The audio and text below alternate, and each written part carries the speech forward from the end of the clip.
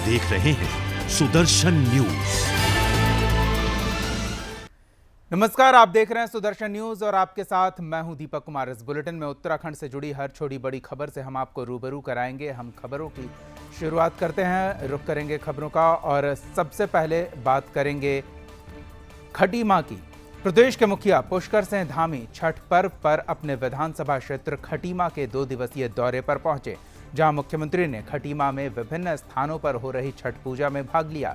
इस दौरान मुख्यमंत्री ने सूर्य देवता से सभी देशवासियों के लिए खुशहाली की कामना की। मुख्यमंत्री का छठ पूजा में उपस्थित होना श्रद्धालु महिलाओं के लिए ये अनुभूति सुखद थी। महिलाओं ने तिलक लगाकर उनका स्वागत किया। सीएम ने नौसर गांव में छठ पूजा के आयोजन में महिलाओं के साथ छठी मैया की पूजा की। इस दौरान पूर्वांचल समाज के लोगों ने मुख्यमंत्री को पगड़ी पहनाई। 9 साल के बाद सीएम ने बढ़िया गांव और बरी गांव में भी छठ पूजा में हिस्सा लिया। वहीं मीडिया से बात करते हुए मुख्यमंत्री ने पूरे देशवासियों और प्रदेशवासियों को छठ पर्व की बधाई दी। साथ ही उन्होंने कहा कि सूर्य देवता को समर्पित छठ पर्व पर सूर्य देव सभी लोगों पर अपनी कृपा दृष्टि बनाए रखें।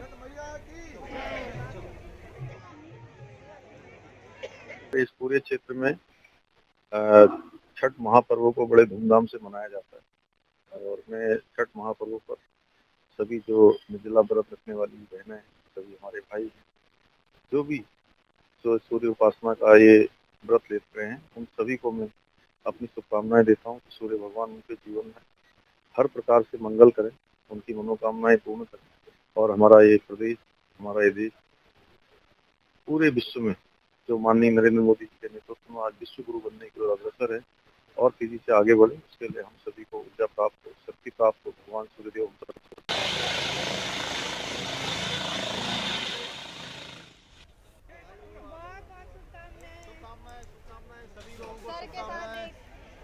बच्चा इधर आओ, छठ मैया की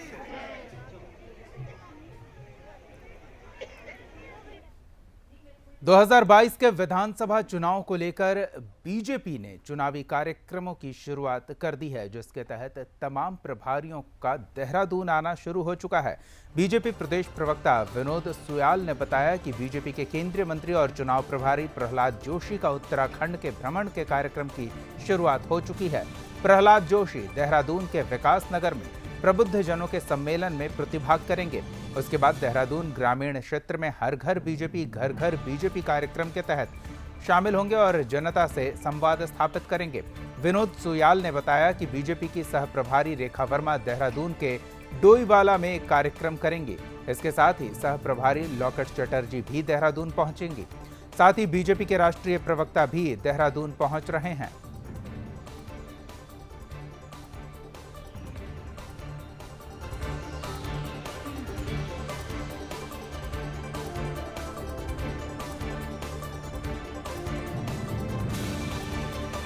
बीजेपी चुनावी तैयारी में जुट चुकी है और इस मामले पर अधिक जानकारी के साथ हमारे सहयोगी कृष्णा जुड़ रहे हैं, उत्तराखंड ब्यूरो चीफ। सीधे उनका रुख करेंगे और उनसे जानेंगे चुनाव को लेकर बीजेपी नेताओं और कार्यकर्ताओं ने किस तरह से कमर कसी है। जी कृष्णा।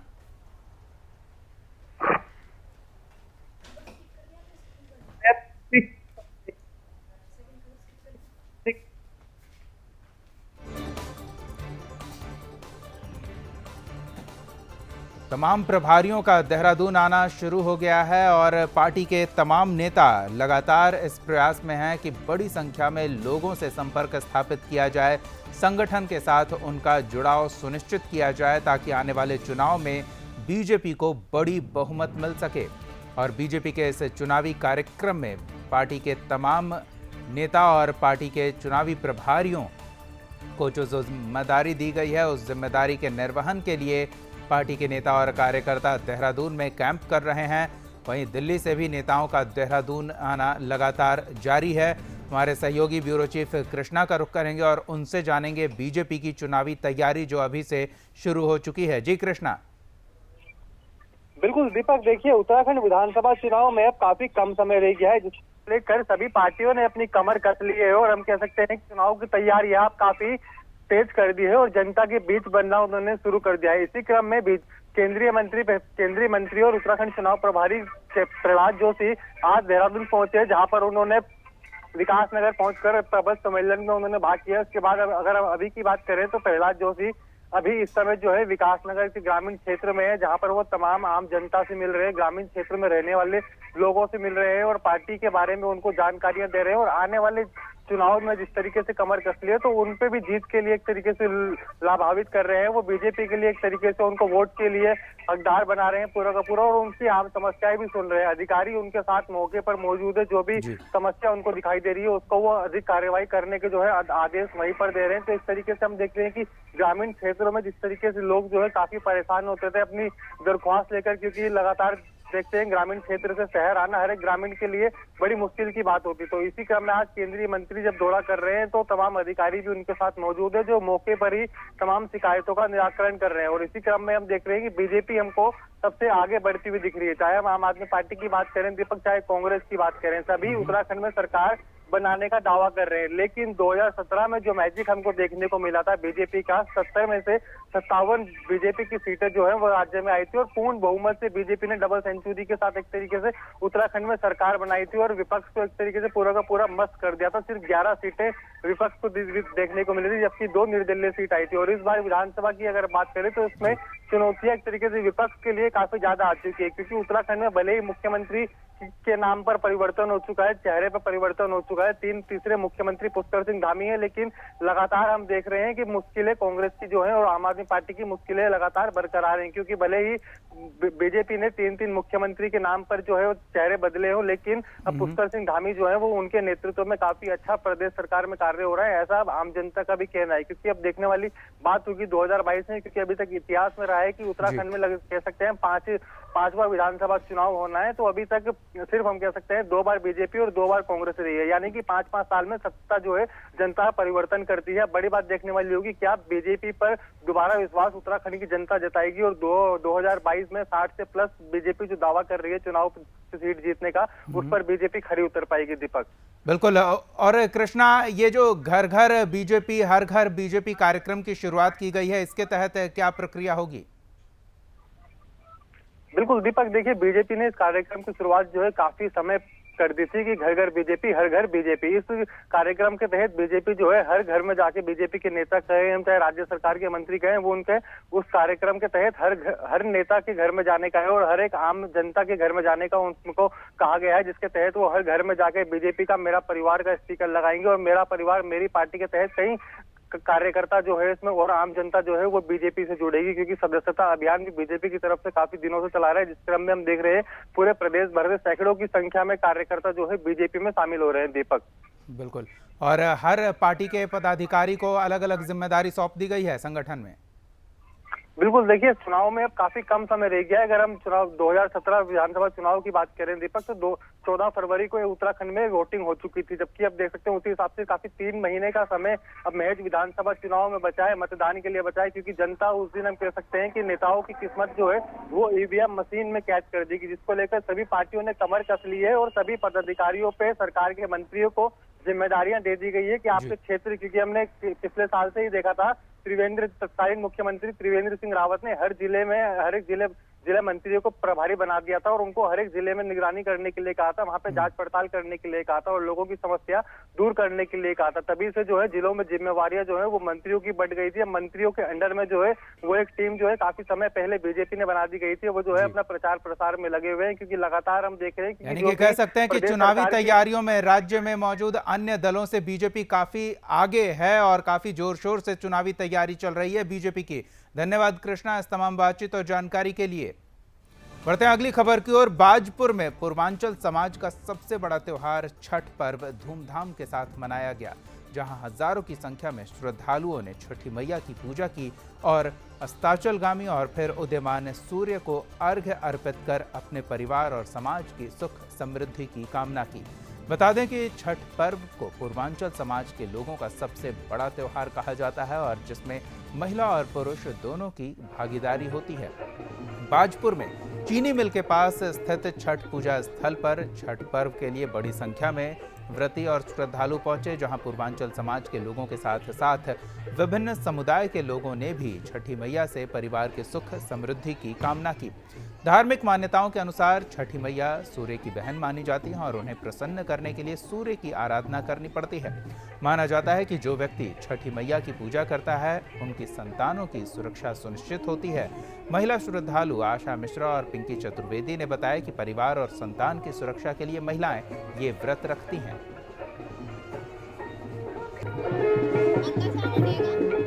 छठ पूजा, जैसे कि हम लोग देख रहे हैं यहाँ पे छठ पूजा मनाया जा रहा है। छठ पूजा सदियों से, बहुत पुराने समय से हमारे यहाँ माताएं बहनाएं यूपी बिहार की मनाती हैं और ये पूजा जो है वो लोक आस्था का महापर्व है और जो बहुत बड़ी मात्रा में जो है लोक आस्था, हमारे मान्यता है कि लोग उगते हुए सूरज को अर्घ देते हैं। हमारे यहाँ डूबते हुए सूरज को भी अर्घ दिया जाता है और हम लोग अपने परिवार की सुख समृद्धि और अपने बच्चों के लिए यह व्रत किए करते हैं, निर्जला व्रत करते हैं। से छठ महापर्व की लोकप्रियता दिन प्रतिदिन बहुत बढ़ी है। आपने देखा होगा कि छठ माता के स्थान पर आज सभी धर्म मजहब के लोग आने लगे हैं, क्योंकि यह हमारे पूर्वांचल का, बिहार के लोगों का एक महापर्व है जिसमें माँ अपने बेटे के लिए, पत्नी अपने पति की दीर्घायु के लिए कामना करती है, सूर्य को अर्घा देते हैं।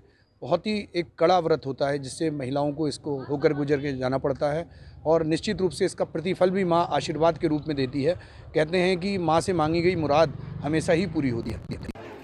गढ़वाल सांसद तीरथ सिंह रावत की अध्यक्षता में विकास भवन पौड़ी में जिला विकास समन्वय और निगरानी समिति की बैठक आयोजित की गई। गढ़वाल सांसद तीरथ सिंह रावत ने बैठक में प्रधानमंत्री ग्रामीण सड़क योजना और लोक निर्माण विभाग के अधिकारियों से उनके द्वारा किए जा रहे सड़क निर्माण और पूर्व में दिए गए निर्देशों के पालन को लेकर जानकारी ली। उन्होंने कहा कि पौड़ी में जितनी भी सड़क के मामले हैं उनका जल्द से जल्द निस्तारण किया जाए। साथ ही कुछ महीने पहले हुई बारिश से जितनी भी सड़कें ध्वस्त हुई है उन सड़कों की पूरी तरह से मरम्मती की जाए। उन्होंने कहा कि सड़क निर्माण और डामरीकरण में गुणवत्ता का विशेष ध्यान रखा जाना चाहिए। साथ ही कहा कि किसी भी तरह की विभागीय लापरवाही बिल्कुल भी बर्दाश्त नहीं की जाएगी।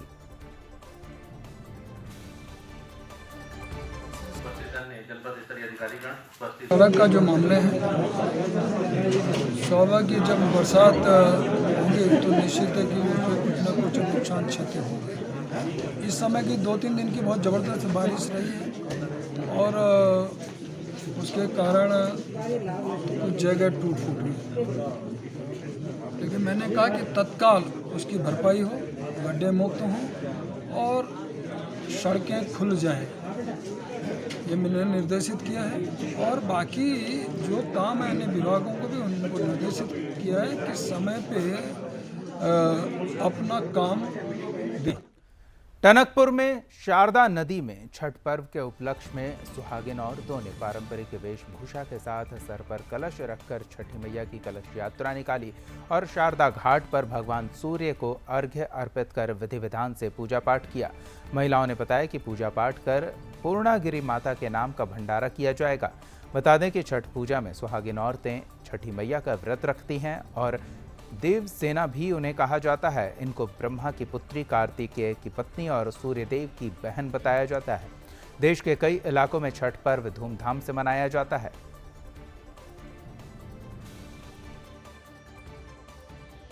आज छठी मैया का दिन है, इसलिए सारी सुहागनें पूरे मोहल्ले से तैयार होकर और गंगा माता को जल चढ़ाने जा रहे हैं, सूर्य भगवान को जल चढ़ाने जा रहे हैं। अच्छा, वहाँ फिर क्या पाठ होगा? पूजा पाठ होगा और पूर्णागिरी माता का भंडारा होगा।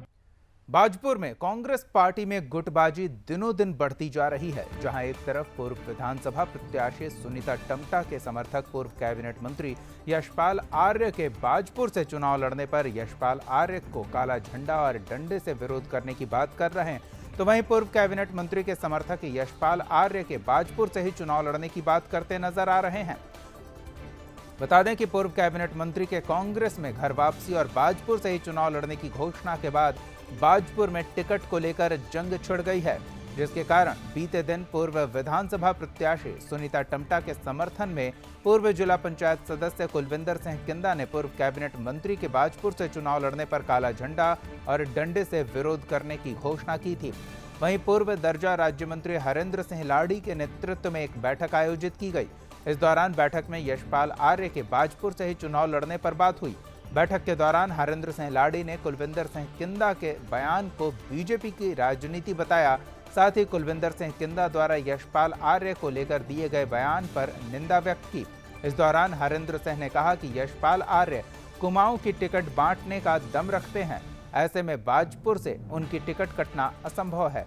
उन्होंने कहा कि टिकट की दावेदारी करना सबका अधिकार है, लेकिन अपशब्दों का प्रयोग करना मर्यादा का उल्लंघन है।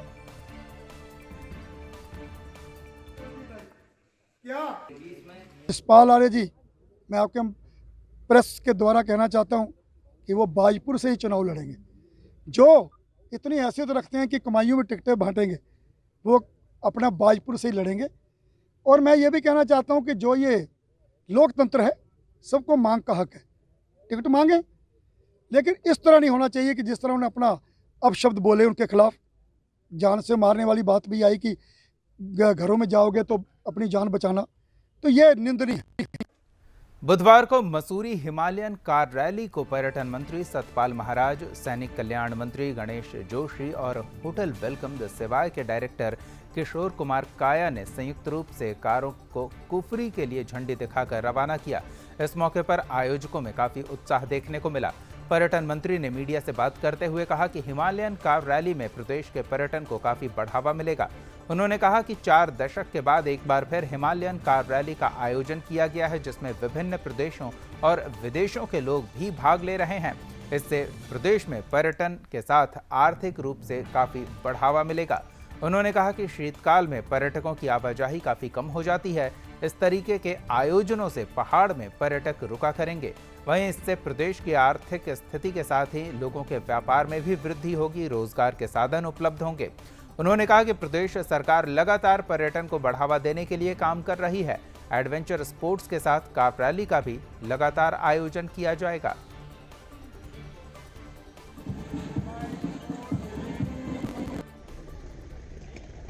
होटल को जो रिस्टोर किया है, ये हमारा मकसद यही था कि मसूरी का नाम फिर से एक बार उजागर हो, और वो हुआ।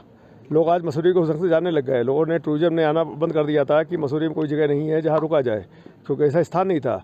आज सवाय फिर से रिवाइव जब हुआ तो लोगों में क्रेज बढ़ा और लोगों ने आना शुरू कर दिया। और डे बाई डे हम लोग कुछ ना कुछ करते ही थे। जैसे हिमालयन कार रैली अभी हुई, इसके पहले 7 स्टेट की वो कॉन्फ्रेंस हुई थी, हिमालयन कॉन्क्लेव हुआ था, वो सक्सेसफुल हुआ। 1971 के दशक में रैली शुरू हुई थी, अभी कुछ कारणों से रैली बंद हो गई थी, और अभी ये रैली 8 तारीख को नोएडा से शुरू हुई। लैंसडाउन, सतपुली, टिहरी होते हुए मसूरी पहुंची है, और आज इसको हमने यहाँ से रवाना किया है, जो कि 12 तारीख को उसका समापन शिमला में होगा। इस प्रकार के आयोजनों के माध्यम से जहाँ टूरिज्म को बढ़ावा मिलता है, वहीं हमारी सांस्कृतिक गतिविधियों का भी आदान प्रदान होता है। 1971 के बाद ये शुरू हुई थी रैली, और यहाँ सवाई होटल से शुरू हुई थी। आज 4 दशक के बाद ये रैली फिर से चल रही है।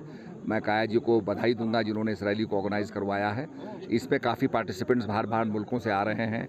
अभी हमारे पास इंटरनेशनल भी कीनिया से आए हैं, और मैं समझता हूँ कि इससे काफ़ी आकर्षित जो है टूरिस्ट होता है।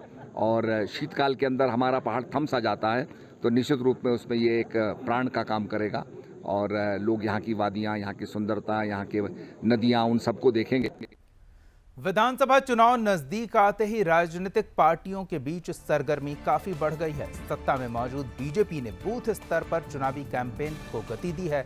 बुधवार को शक्ति केंद्र मीरानगर के सैकड़ों युवा, बुजुर्ग और महिलाओं ने मिलकर मंडल महामंत्री सुंदरी कंडवाल के नेतृत्व में घर घर जाकर कैंपेनिंग की। वहीं अभियान के दौरान स्थानीय विधायक और विधानसभा अध्यक्ष प्रेमचंद अग्रवाल भी मौजूद रहे। विधानसभा अध्यक्ष ने हर हर मोदी घर घर मोदी कार्यक्रम की शुरुआत करते हुए घर घर जाकर आगामी चुनाव को देखते हुए प्रचार प्रसार किया। कैंपेनिंग के दौरान लोगों ने विधानसभा अध्यक्ष को समस्याओं से भी अवगत कराया।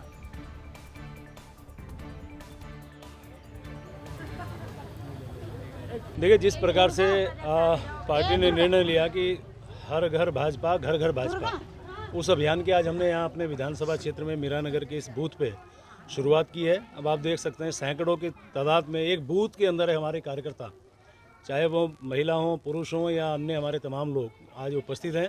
और मैं स्वयं इसमें घर घर जा रहा हूँ, दुकान दुकान जा रहा हूँ, और जिस प्रकार से मैं देख रहा हूँ कि सबका साथ, सबका विकास, सबका विश्वास और सबका प्रयास, जो मंत्र हमारे माननीय मोदी जी ने दिया, माननीय धामी जी ने दिया, माननीय प्रदेश अध्यक्ष जी ने दिया, राष्ट्रीय अध्यक्ष जी ने दिया, उस मंत्र के साथ हम लोग काम कर रहे हैं।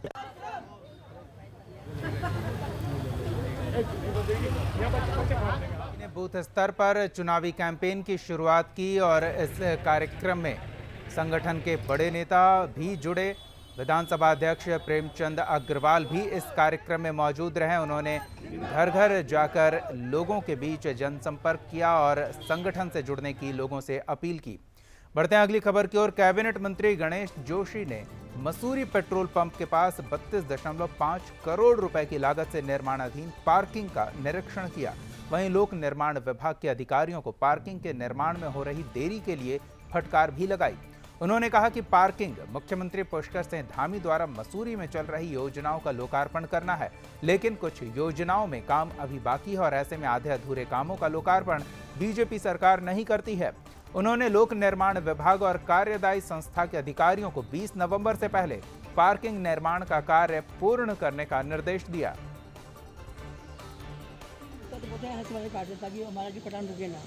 पार्किंग का काम लगभग पूरा हो गया है, लेकिन जो लिफ्ट जो इसमें लगनी है उसका काम अधूरा है। मैंने अधिकारी को निश्चित किया है कि 20 तारीख तक डेडलाइन उनको दी है कि आप दिन रात काम करें, क्योंकि इसी माह हमने इसका लोकार्पण करना है। ये मेरा ड्रीम प्रोजेक्ट है। मुझे याद है, इसके लिए मुझे उस टाइम कांग्रेस की सरकार थी, कितना संघर्ष करना पड़ा। 20,000 आदमी को लेकर सचिवालय का घेराव करना पड़ा, तब जाके ये इसका जियो हुआ और आज वो सपना साकार होने जा रहा है। शीघ्र ही इसका लाभ मसूरी की जनता को मिलेगा। उत्तराखंड विधानसभा चुनाव में अब समय काफी कम बचा है। राजनीतिक पार्टियां तैयारियों में जुटी है। इसी कड़ी में आम आदमी पार्टी ने प्रदेश की जनता को जगाने के लिए जागरूकता रैली निकाली, जिसमें पार्टी के नेताओं और कार्यकर्ताओं द्वारा तिरंगे का अपमान हुआ है। जिप्सी पर सवार आम आदमी पार्टी के मुख्यमंत्री उम्मीदवार अजय कोठियाल को साफ आप देख सकते हैं और साथ ही आप इन तस्वीरों में देख सकते हैं कि उनकी मौजूदगी में किस तरह से आम आदमी पार्टी के कार्यकर्ताओं ने तिरंगे का अपमान किया है। तिरंगा एक गाड़ी के पहिए पर फेंका हुआ दिखा है। प्रदेश में सरकार बनाने का दावा कर रही पार्टी के कार्यकर्ता किस तरह से तिरंगे को अपमानित कर रहे हैं, वो आप इन तस्वीरों के माध्यम से देख सकते हैं। किसी भी तरह झंडे को नुकसान नहीं पहुंचाना चाहिए और इस तरह से झंडे के साथ व्यवहार तो बिल्कुल नहीं किया जाना चाहिए। ये आपराधिक कृत्य है और झंडे के अपमान को लेकर कार्रवाई की जानी चाहिए।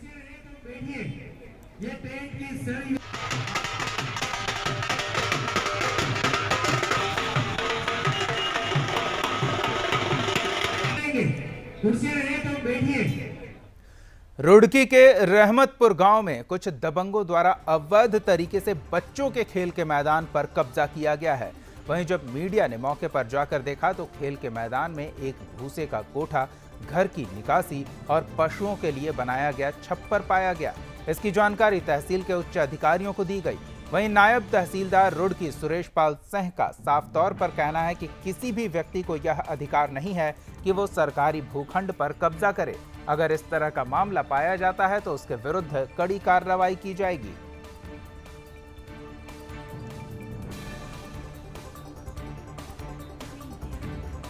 रहमतपुर असल में चल रहा है गांव चकबंदी में।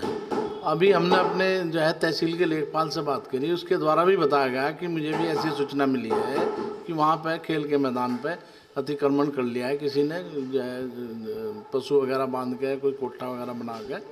तो ये हम बहुत जल्दी इसमें चकबंदी कानून को, चकबंदी पटवारी को और अपने तहसील के कानून और तहसील पटवारी को भेज के इस अतिक्रमण को तुरंत ध्वस्त कराएंगे। और इसमें अगर कोई आवश्यकता होगी, किसी दिक्कत किसी प्रकार की होगी, तो मैं स्वयं भी जाके इसमें जो है इसे कब्जे हटाऊंगा। गदरपुर क्षेत्र में उस समय कोहराम मच गया जब 2 साल का बच्चा खेलते खेलते पानी से भरे गड्ढे में जा गिरा और पानी में डूबने से उसकी मौत हो गई। सूचना मिलने के बाद पुलिस ने मौके पर पहुंचकर जानकारी ली। आपको बता दें कि जो मिल रही जानकारी है उसके अनुसार वार्ड नंबर 9 में रहने वाला 2 साल का बच्चा आस पड़ोस के बच्चों के साथ घर के पास ही खेल रहा था। उसी दौरान मासूम एक खाली प्लॉट के पास पहुंच गया और पानी से भरे गड्ढे में जा गिरा। जिसके बाद परिजनों ने उसकी खोजबीन शुरू की।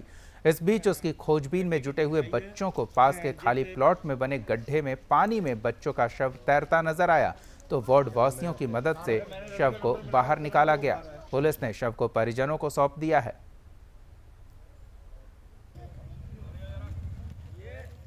मोहल्ले में घटना ये हुई है कि ये जो इतने सारे प्लॉटिंग हो रखी है और सबके प्लॉट ये ऐसे पड़े हैं, ले लेकर डाल दिए। प्लॉटिंग का कारोबार चल रहा है यहाँ पे और प्लॉटों हैं काफ़ी गहराई में, उनमें पानी काफ़ी भरा हुआ है।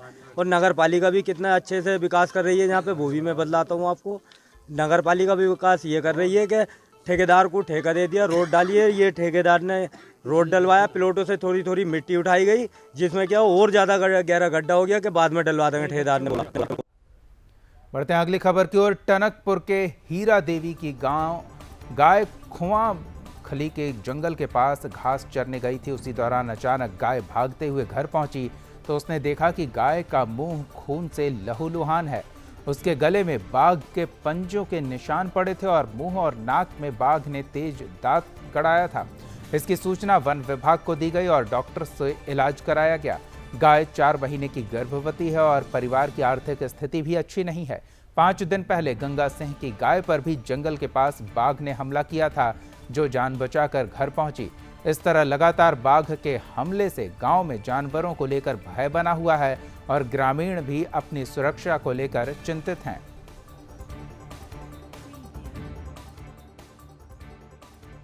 श्रीमती हीरा देवी जी की गाय है ये, जो जंगल चरने के लिए गई थी, मगर जंगल से भाग के घर आ गई। घर आके देखा तो इसके शेर ने हमला किया हुआ है, जिससे कि गाय काफ़ी जख्मी हो रखी है और बेचारे को काफ़ी सांस लेने में भी तकलीफ हो रही है। उसकी नाक जो है पूरा छेद कर रखा है अंदर से बाहर तक।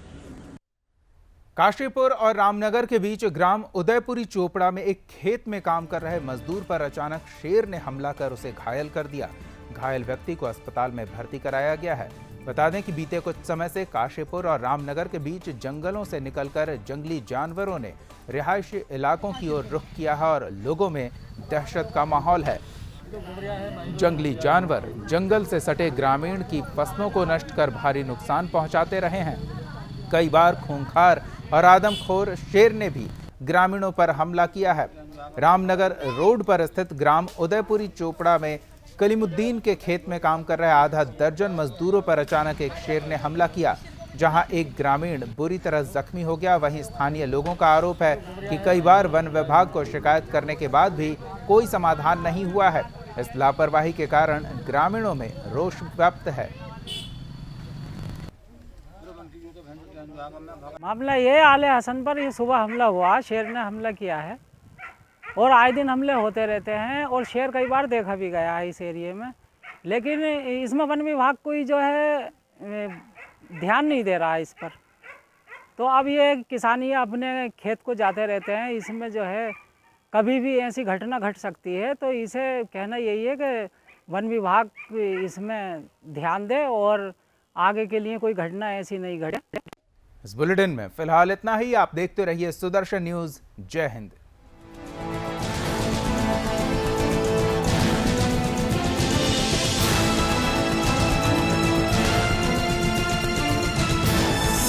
आप देख रहे हैं सुदर्शन न्यूज।